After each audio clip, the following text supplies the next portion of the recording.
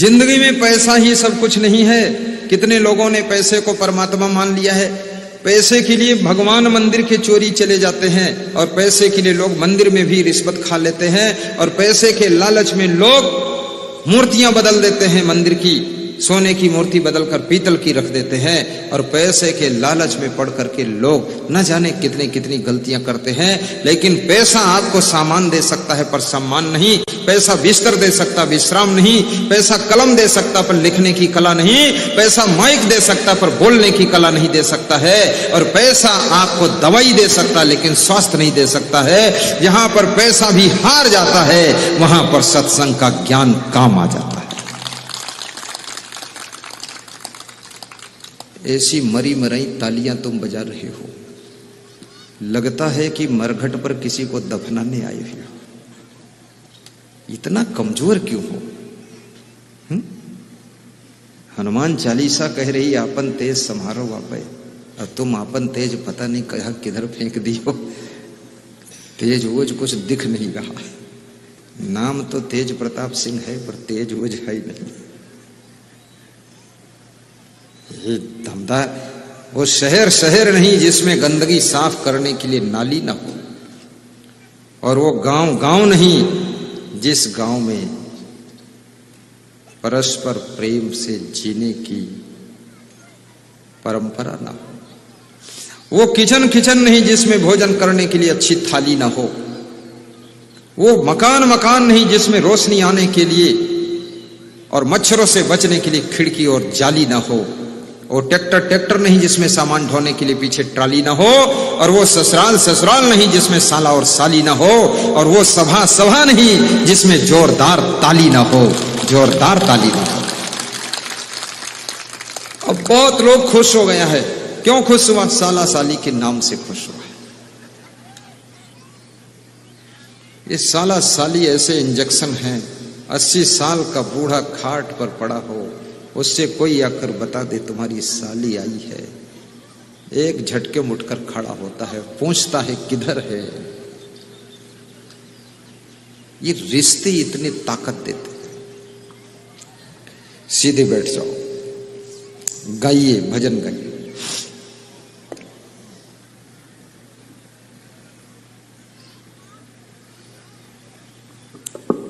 हमारी नाम को स्वामी लगा दो पार धीरे से।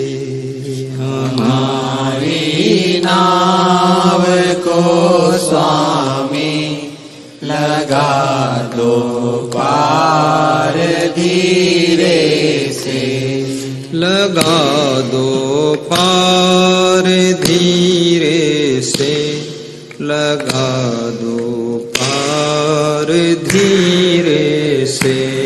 लगा दो पार धीरे से। लगा दो पार धीरे से। हमारी नाम को स्वामी लगा दो पार धीरे से। हमारी नाम को स्वामी बहुत सुंदर लगा दो पार धीरे से। अंधेरे में उजाले के लिए इतना यत्न ही है। अंधेरे में उजाले के लिए इतना यत्न ही है। लिए इतना यत्न ही है। लिए इतना यत्न ही है। दिखा दो सांवरी सूरत। दिखा दो सांवरी सूरत। बहुत सुंदर। मेरे सरकार धीरे से। हमारी नाम को स्वामी लगा दो पार धीरे से हमारी नाव को स्वामी लगा दो पार धीरे से लगा दो पार धीरे से लगा दो पार धीरे से जगत के झाड़ झोंकों से ये नैया डिग नहीं सकती जगत के झाड़ झोंकों से ये नैया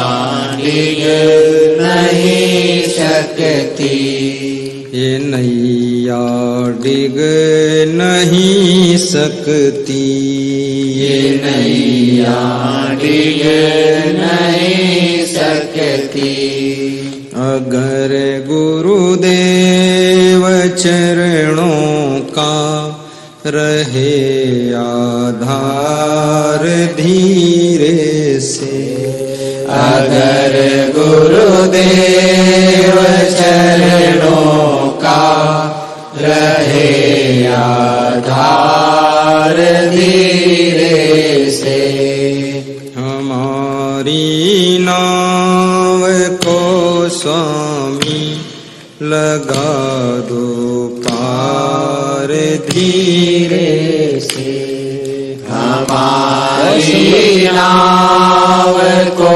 स्वामी लगा दो पार धीरे से लगा दो पार धीरे से लगा दो पार धीरे से बोलिए सद्गुरु भगवान की जय।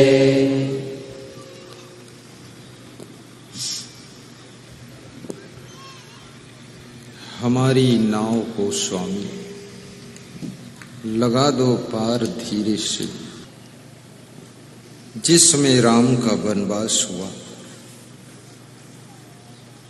भगवान श्री राम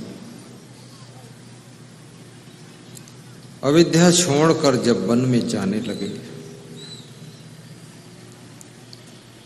तो उनके चेहरे के ऊपर दुख की रेखाएं नहीं थीं, बल्कि राम के मुखमंडल पर पिता की आज्ञा का पालन करने का हर्ष था। और उनसे ये भी पूछा गया कि तुम वन को जा रहे हो फिर भी दुखी क्यों नहीं? तो उन्होंने कहा कि ये गुरु वशिष्ठ की कृपा है।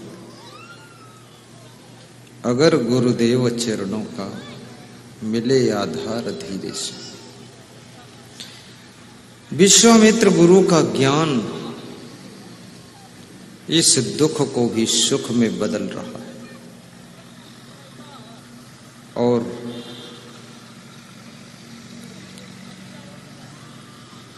विश्वामित्र एक बहुत बड़े ज्ञानी महात्मा थे और उनके ज्ञान के प्रभाव से राम वनवास में भी दुखी नहीं होते। आपको यदि ज्ञान हो गया है तो याद रखना, आपके घर में कोई दुख आएगा फिर भी तुम दुखी नहीं हो। और घर में कोई भी घटना घटित होती है, घर में जितने सदस्य हैं सबके ऊपर बराबर प्रभाव नहीं पड़ता। कोई कम दुखी होता है, कोई ज्यादा दुखी होता है, कोई नहीं दुखी होता है। क्या कारण है? जिसके पास में जितना ज्यादा मोह है उतना ज्यादा दुखी होगा। और ये मोह भी बड़ा विचित्र है, न जाने कहां कहां आपको मोह हो जाए। और मोह में बंधा हुआ इंसान, कहते हैं जेल से छूटना आसान है, लेकिन मोह की जेल से छूटना बहुत कठिन है। इसलिए मैं निवेदन करूंगा, प्रेम तो सबसे करना, पर मोह से अपने को थोड़ा बचा कर रखना। मैं एक वैज्ञानिक की कथा आपको सुना रहा था। वो वैज्ञानिक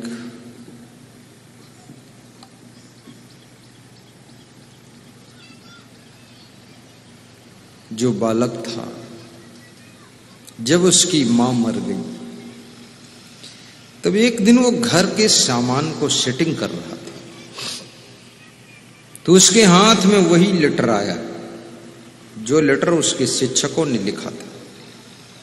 और उसको पढ़ा तो उसमें क्या लिखा था कि तुम्हारा बेटा बहुत मूर्ख है,